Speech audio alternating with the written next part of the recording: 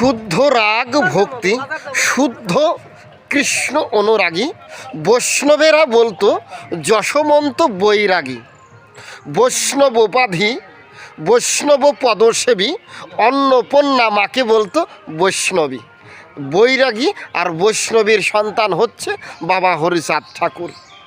আবার এক শ্রেণীর মানুষ বলছে হরিচাঁদ ঠাকুর নাকি অসনাতনী।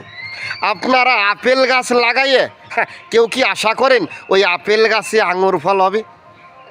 আশা করেন? আপেল গাছে কিন্তু বাবা আপেলই হয়।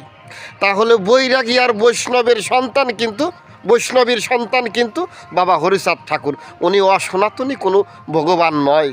যিনি রাম, তিনিই কৃষ্ণ, তিনিই গৌর হরি, তিনিই কিন্তু হরিচাঁদ রূপে ধরা দিয়েছিলেন এই ধরণতলী।